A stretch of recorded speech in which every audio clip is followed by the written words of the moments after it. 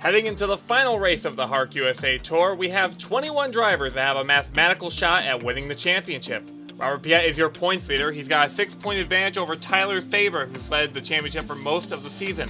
Matt McIntire is in third. He's also within striking distance, about 10 points back. He was your points leader early on in the schedule. Many other drivers have a shot at the title, but a lot of these drivers are outside chances, especially when you start getting to the drivers in the 140s, maybe low 150s. They're going to really need to pray for a miracle. And Emmanual Hartnett in 21st is mathematically eligible, but he can only win the title if he wins the race, gets every bonus point except for the hard charger, and if Robbert Pieete decides to withdraw from the race seconds before. So Hartnett's got to hope for a real Hail Mary if he wants to win the championship. However, going into the point standings for who makes the top 21 and is able to race at the Calder Speedway in Australia, we have a lot of drivers that could be in or could be out. Robbert Pieete is mathematically locked into the top 21. Even if he were to not start this race, he would still be able to go to Calder for that final race of the season in the double event with the HARC Canada Tour. Drivers 37s and up all have an opportunity to make that race. However, the drivers of Cody Smart, James Silverfox, Grayson Acevedo, William Duncan, William Brock, and Mifune Sanjuro all are unable to make it. So those drivers are just racing this weekend for the opportunity to win a race and maybe secure a ride for next season. Everyone else is battling for that position. With that out of the way, let's head to the starting grid.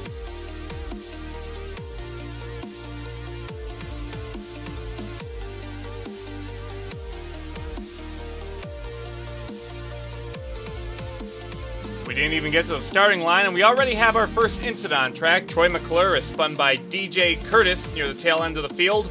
Both drivers will get delayed to the start, as, speaking of the start, car number 57, Jordan Bell, was on pole, riding that momentum from the win last week in New Hampshire. He's hoping that he can work his way into the top 22, but look at that start by the 18 of Nathan Ormond. Rockets around the outside of Bell, is going to steal the lead on lap number 1, gets the first bonus point of his race. See if he can get the most laps to get that second. Robbert Pieete in car number 82 is 21st on the racetrack, and by him starting the race, Emmanual Hartnett is eliminated from the championship hunt. But right now he's in a good position. He's ahead of both of his closest championship rivals, Tyler Thaber, that orange car, and the blue and red number 0 that's near the tail end of the field at the moment. Robbert Pieete took the points lead last week in New Hampshire. He's hoping that he can come out of New Hampshire as the champion as he looks to try and work his way through the field. Got spotlight number 18 of Nathan Ormond. He's a little bit lower in the point standing, 32nd. It's going to be a long shot for him to make that top 21, but he's been so close throughout the year, but usually something has gone wrong. As speaking of something going wrong, the caution is out for the first time on track. They're going to race it back to the line. But Nathan Ormond hoping that he can do well today so that he can work his way into the top 21. And DJ Curtis looks like he's going to be a problem yet again. As looks like Maxwell Chan gets loose to the outside of him, running 3 wide near the back, and that's going to send DJ Curtis into the wall. Curtis not happy over the radio. He's a little bit anxious in this event.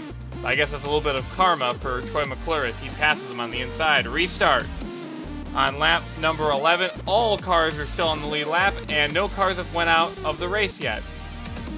Nathan Ormond going to get that race lead. John Gambit and Joshua Michaels battling close behind, as Jordan Bell in the 57 losing positions quickly. As he's stuck in that outside lane, drivers are going underneath. 3 wide battle as Tommy Turbo in the 3. Oh, keys around! Collects Jordan Bell! And that's Harry Salaba, another championship guy. More cars involved, and oh man. Shrimp Angrets, heavy contact in the number 93. Turbo just got ran straight off the racetrack, and that's going to be the second caution of the race, and everyone gets it slow down. Let's take a look at another angle for that incident, as see quite a few cars are beaten up. This is what Jordan Bell saw. Ouch, yeah, ooh. It's beaten up by a couple of cars on track, but the big loser on that one was Shrimp Angrets in the 93. As you can see, they had to make some repairs to that car. He's already lost a lap, and this may ruin his title chances. Restart. Nathan Orman still in the lead, and that lap car is going to help him out in these restarts. That will prevent other drivers from getting to the inside of him right away. Orman starting to pull out to a race lead. Joshua Michaels close behind. We got to look at the number 0, Matt McIntire, 37. Not happy with how this race is going. Struggled in qualifying and practice. He was really hoping for something better out of this Air Hogs machine, but Matt McIntire still has a long race to go. Hopefully he can work his way up to the field and contend with some of these championship competitors. Matt McIntire usually not a driver mired back in the pack, but he's going to have to try and make do with what he's got here. Car number 6 is Mifune Sanjuro, replacing William Duncan, who is suspended. Caution is out on track, but let's just finish this coverage on Mifune. Replacing the driver of the 6 for this final race.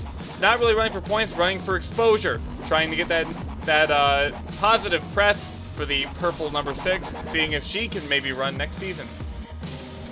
Take a look near the back of the pack, see what happened to bring out the caution as Gabriel Wanderley, Harry Salaba. There's Chris Dodd. He won at Oswego, hoping to get a championship run today. Alex Vergao stuck on the outside. Could have been a lot worse considering, but Harry Salaba already involved in 2 wrecks in the early going of this event. We have the restart as Nathan Orman is going to once again pull away with that race lead. Joshua Michaels rides up the racetrack in car number 03. Shrimp Angers still the only car off the lead lap. Orman going around track, and he will lead that first lap coming out of the caution. Issues for Ron Orng in car number 17. Had slim margins of making the top 21. They are dashed now. A mechanical issue is going to take him out of the race. That's a shame for the 17. Emmanuel Hartnett, car number 26, sits 12th right now. He's 21st in points. He is the guy to beat if you want to make that top 21. And he knows that going to this race weekend, he is quite nervous. He's been pacing around the garage area all weekend long. But 12th place right now, that's not a bad go of it. If he can stay up near the front, he may find himself in a position to make that top 21, but anything can happen in a HARC USA event. As he is battling with that championship leader, Robbert Pieete, who's been working his way through the field, trying to pass to that inside line. Car number 18 of Nathan Orman is in first. Joshua Michaels is in second. John Gannett is in third. Chris Louviere is in fourth. These are all underdog competitors trying to make the top 21. And that is Robbert Piete's perfect top 4. These drivers have no bearing on the championship hunt, and with Pieete working his way through the field, he doesn't mind finishing second fiddle to these guys. These are the guys that can't beat him in the championship hunt. But this is a good day for some of these smaller teams that have really struggled throughout the year. Some of these guys have had some good runs. This is going to be a chance to showcase them. Car number 94, Sean Angel, 10th place at the moment. 20th in points going into this event. Started off the season so well. He was one of the early favorites for the title. Could still win it, but he's got a long ways to go to get there. I highly doubt he'll be able to get it, considering the driver behind him is now officially eliminated because Pieete started the race. But Sean Angel hoping that he can finish well today, trying to work his way into the Calder event. So, hey, if he doesn't make the event, he'll get to commentate it, I guess. He is the HARC Canada commentator, but should he make the event, they may have to get a new commentator. Car number 18, Nathan Orman, stuck in lap traffic. Slow car of Cole Baker to the inside, lost a lot of speed through that corner. And now all of his constituents have caught up. There's the 03 of Joshua Michael right on his back bumper. Can Joshua Michael make something happen? A lot of dense traffic near the back of the pack as they still try to sort themselves out. 3/8 mile oval, not a big circuit. Hopefully we don't get any visions of Flat Rock, which happened earlier in the year. But Nathan Orman diving down low, getting under Troy McClure. There's Sebastian Torres in the 96, not doing too well today. Looks like he's going to free himself up a little bit, getting a little bit of ground on the 06 of Michaels. But there's a lot of those other leaders, like Pericles and Sanjuro, trying to catch up. Looks like we have some contact here. Caution is out as Brian Fox, the 74, is spun. He was 5th in points, and he's going to lose a lot of ground, but luckily, no contact for other cars as he slid back on the racetrack. You can count his lucky stars. That could have been a lot worse. Under caution, we have a spin. Looks like Nick Pericles is going to spin John Gambit, who is out in the top 5. I'm not really sure what that's all about. I'm getting word that the officials have given the 8 a warning. They said they do not want to see that kind of behavior on track, as that could affect a lot of the leaders and championship competitors as they bunch up under caution. So, Pericles given a warning already. Nathan Orman, car number 18, gets a good restart. He's going to get that race lead yet again. He's been great on these restarts. If he gets around Alex McGow, we have a lot of lap traffic. Car number 82, Robbert Pieete, is up to 6th place. He is the highest placing championship competitor other than Antivia Kingeray in the 23, who's a couple positions ahead of him. But right now, this is a great spot for Robbert Pieete. If this race would end right now, he'd be your champion by a long shot. He works his way around these corners. He's got to deal with a lot of this lap traffic, a lot of slower cars. But right now, he's in a good position. He just needs to stay out of trouble and have a cool, calm, and collect event. We have our 5th caution on lap 62. Ooh, heavy contact in the wall for Tristan Wilhoit and Cody Smart. The 16 is going to sit idle in the middle of the racetrack. Here's the leader, Nathan Orman, makes contact with the 16. I don't know what Nathan Orman was doing, but Orman just guns that number 18 car into the back bumper of the 16, and that car is smoking. Nathan Orman made a criminal mistake. I don't know what he was trying to do. I guess he wanted to thread the needle. Maybe he would gain some ground. I have no idea what Orman was trying to do there, but that is an absolute travesty for the 18. Stuff like this has been happening all season long, and that's going to end Nathan Orman's chances of making the top 21 and going to Calder Park in Australia. What a shame, but this is going to hand the lead over to car number 98, Chris Louvier. Now, we haven't talked about him much this year because he's been honestly very quiet. Not a lot of action on track. He may have gotten a warning one time if I remember correctly, but other than that, he's been pretty quiet. Not in the top 30 in points. Been finishing pretty poorly, so this could be an opportunity to shine on racetrack, as Chris Louvier has not really gotten that coverage this year. Hopefully he can scramble together some sponsorship, some funding to run the 2017 HARC Tour. Right now, leading some laps in the 98, he's going to see if he can make that top 21 and work his way into Calder in the last minute. So good job for him as a couple lap cars get by to his outside. And we have a caution out on the racetrack yet again. 6th caution of the race. Zachary Fitzwater gets turned by Nick Pericles. Goes sliding into the corner. He's a championship competitor and a driver trying to stay in that top 21. I'm not sure how that's gonna work out. He and Pericles got together. Getting a report that the number 8 has an incident under review for that contact with the 59. Car number 98, Chris Louvier, gets the restart, and it's been a good day to be the leader of this event, as that lap traffic is a real godsend to these lead cars. Louvier is going to lead the lap after the restart. Joshua Michaels still in 2nd place. The reason he did not inherit the lead is because he lost some positions under that caution. And speaking of a caution, we have another one. James Silverfox in the 27 is around, and that car spun on track is going to cause caution. Most cars avoid him. Sebastian Torres makes a little bit of contact, but not too much harm done. And James Silverfox is going to be another blow to what was already a pretty disappointing season. He's going to have to make up a lot of ground on track. Restart on lap number 84. Chris Louvier still in the lead. Going to get by Harry Salaba in the 36. Joshua Michaels not going to be as fortunate. He's going to get stuck behind the 36 Motec machine. Louvier makes it to the line. And it's been pretty commonplace for this leader to be able to get around these lap cars. We have an incident on track as car number 3, Tommy Turbo, makes contact with that pit wall. Something went catastrophically wrong with the young short track racer, and that's going to end his race prematurely. Rocco Twyman's in 17th place. He won the race at Watkins Glen, but outside of the road courses, it's been a pretty abysmal season. Not really getting a hang of this short track racing, or the dirt tracks for that matter. But right now, 17th overall. Not a bad performance for Rocco Twyman. He may be able to make that top 21 yet. He's 24th going into this race. He's about 16 points out of the 21st position. And with Tristan Wilhoit, who is 19th out of the race, that could be the factor that gets the 25 into the show. Cole Baker in the 20 has been complaining of a problem. He's currently 30th and has been pretty slow throughout the race. He thinks it might be something with the engine, maybe a piston or a cylinder. He's not sure though. Nothing seems funny. He just hasn't been able to get the speed out of that number 20. Speaking of, we're getting word that that incident for Nick Pericles that was under review, they've decided that no penalty will be awarded. The 59 of Fitzwater was equally to blame for the wreck. He kind of pulled down in front of the 8 while the 8 car was pulling up. So it was a bit of a racing incident. They decided no penalty for Nick Pericles. But going back to Cole Baker, not having the best race, and this could be a big deciding factor for Baker as he's 15th in points, doesn't have a lot of wiggle room in terms of making that top 21. He's going to have to hope for something. Car number 25 of Rocco Twyman makes contact with Zachary Fitzwater. And we try and figure out what happened here. It's like the 24 and the 59 make some contact. And yeah, just 3 wide racing. And it's going to happen at this track.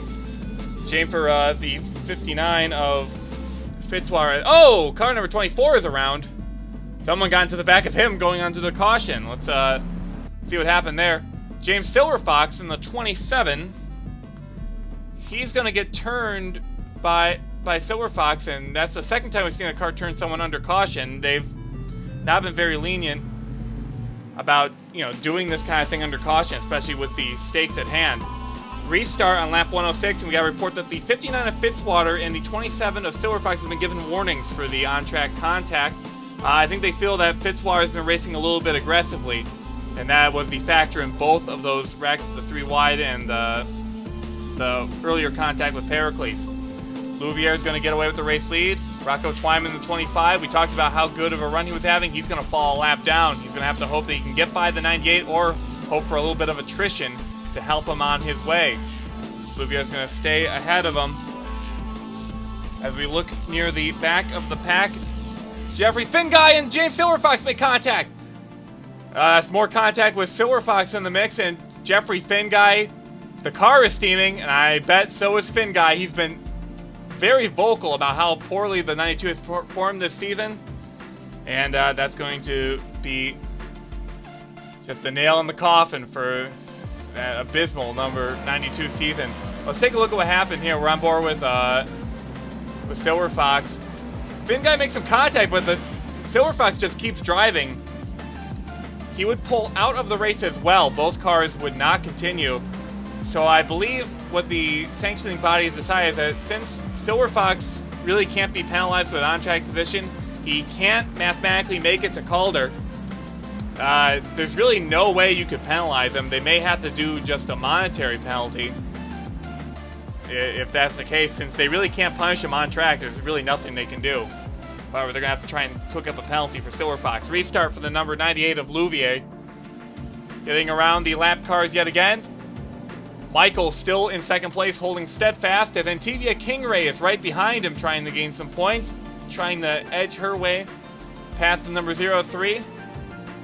98 machine, though, has been having a great run today, but an equally as good run goes to Robbert Pieete, who sits in 4th place, having an exceptional effort. He gets a little bit shuffled out on the racetrack. It's going to lose a couple spots here, but right now, he really has no worries. The driver who was born just outside of the, who resides just outside of the Zandvoort Speedway, grew up with racing, and I guess that has stuck with him as he goes on to his racing career.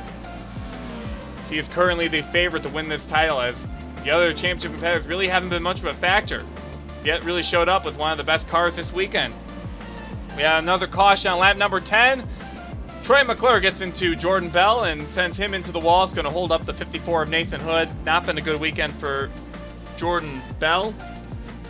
So that's going to impact the ASC machine even more, as he really has not had the best of seasons despite that surprise win in New Hampshire. Chris Louviere is going to get the restart yet again on lap 131. Laps are starting to wind down, and what has been a race of a lot of cautions, but not an exceptionally high attrition rate comparatively to other events. Louviere in the Captain D's number 98 still leading out front, as car number 20 of Cole Baker is going to get loose on the inside of Brian Fox, spinning around. This is going to be our 11th caution of the race. This has not been a good race for Cole Baker. but at least he did not get wrecked up in that ordeal. He's going to continue on track, see if he can manage this day. He's still on the lead lap. They haven't gone long enough for him to get lapped. Louvier once again takes the lead on the restart.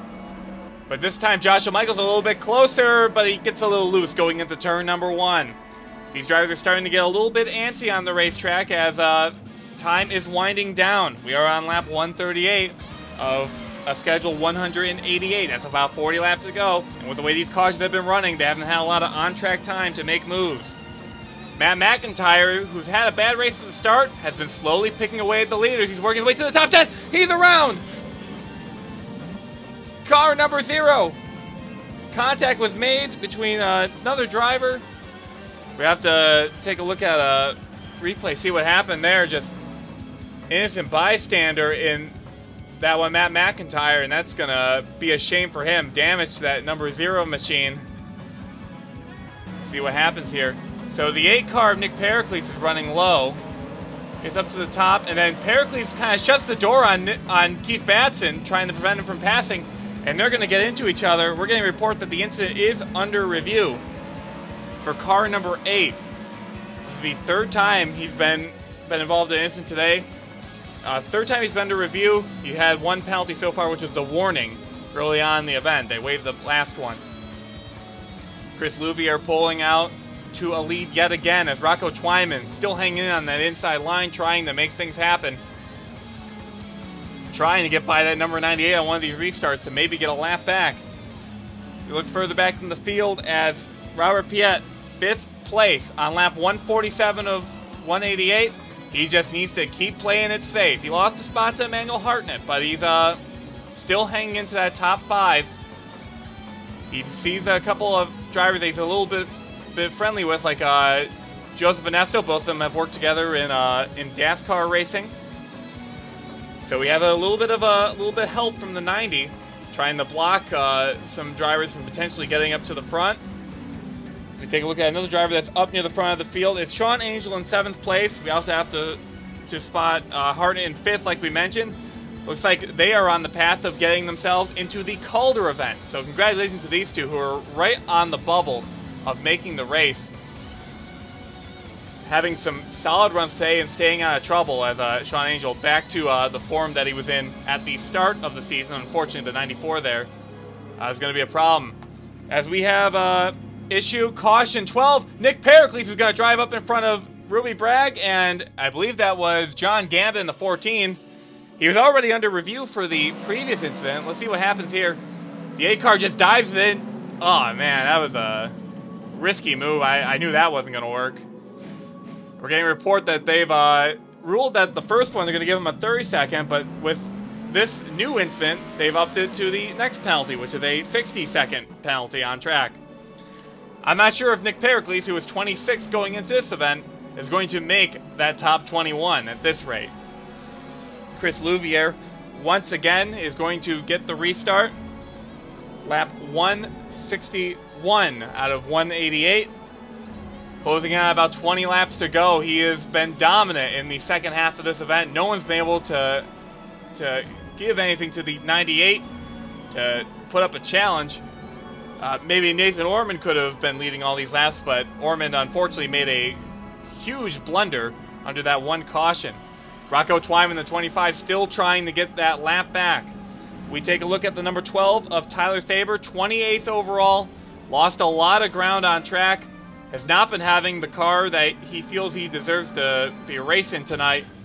But right now, car around, it's the 93 of Shrimp Engritz on the front straightaway. And that's going to bring out the caution. Tyler Thaber having a poor race today. Could ruin the change. Let's see what happened to Shrimp Engritz. And is that the 8 of Nick Pericles? Please tell me it isn't. Childish. Absolutely childish. Nick Pericles wrecks another driver on the racetrack, a car that was already 4 laps down, and a driver who is championship eligible. And I'm not sure how the officials are going to react to this one, as Shrimp Engritz not having the day that he was hoping for either in the number 93. We're going to get the restart on lap 171. We have been told that the officials have stopped scoring car number 8 of Nick Pericles. That is his 4th strike today. It's almost a fifth, but they ruled one a racing deal. So not the kind of day that Pericles is going to write home about. Car number 98, though, of Chris Louvier, staying out near the front, having a good run. We had another caution on lap 173. Troy McClure is going to get loose on the outside of Alex Vergo. Contact with the wall. And, he's going to collect the 57 of Bell as well. Matt McIntire, more issues for the number 0. And Tyler Thaber was flown by that too, so he's not going to get in a lot of positions either. Not a good day for Troy McClure in the 43 as he's had his struggles ever since, actually, even before the green flag dropped as he got turned on the pace lap. Car number 98 of Chris Louvier is loving all these cautions. He said over the radio, "Oh, please, more of them. I would love if they would just go caution-free, caution until the end of the race." Sorry, I didn't mean to say caution-free, but Chris Louvier really benefiting from these cautions, but Joshua Michaels has gotten by the 25. I believe that's Emmanuel Hartnett underneath the 25 as well. Can they put up a challenge? Caution is out yet again on lap 179. We'll see what happens as they race to the line. Can Joshua Michaels do anything? He's just not close enough, and Chris Louvier is going to win the race to the line. Let's see what happens on the racetrack. I believe that's Nathan Hood that's slow. Tyler Thaber was trying something on the inside line, and that's just going to end up with Nathan Hood being left out to dry. Officials are going to look at that one. Tyler Thaber making a risky move to the inside line. They may not do anything about it, though, considering he's running for the championship. I can see why he would be racing so aggressively. So we may see a warning post-race. Final restart as car number 98 out front. Joshua Michaels trying to get it done. White flag is out. The 98 of Chris Louvier coming around the track. Can Joshua Michaels get anything done? Louisiana driver Chris Louvier coming around. Final turns of the season. Chris Louvier wins the race here at Lee USA after in what is probably one of the biggest surprises of the year, considering he was basically a no-name all season long. But congratulations to the number 98 of Chris Louvier as we get ready to crown our champion. Let's take a look at the top 10 drivers on track. Before we get to that, Chris Louvier was your race winner, followed by Joshua Michaels, a season best for him. Emmanuel Hartnett, third place overall, followed by Robbert Pieete, and Mifune Sanjuro, in her first start, 5th place overall. So good job for her, bringing some glory to that number 6 team. Sean Angel was in 6th, followed by Joseph Ernesto in the 90. The 1 of William Brock, gotta hand it to him. Best run of the season, ending out with a bang. Keith Batson and Australian Rim Hardigan round out the field as we had a little bit of an issue with cars coming down pit road. Tyler Thaber making contact.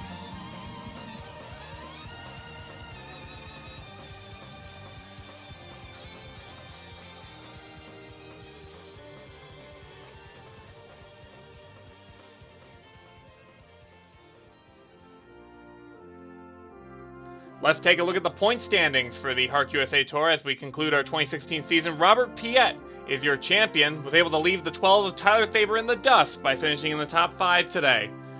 Tyler Thaber in 2nd, but that is by no means an insulting position. He had a great championship effort, including getting a win this year.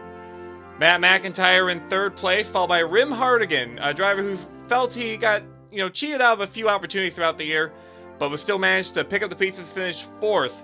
In the championship hunt. Shrimp and Grits in the number 93 rounds out that top 5. Then Chris Dodd, who got that win in Oswego. Alex Vergo, who's been quiet all season long, but plugging away and getting those good results. 7th place, Gabriel Wanderley in 8th, followed by Harry Saliba. And Emmanuel Hartnett, he was scared going into this race he was going to get knocked out of the top 21.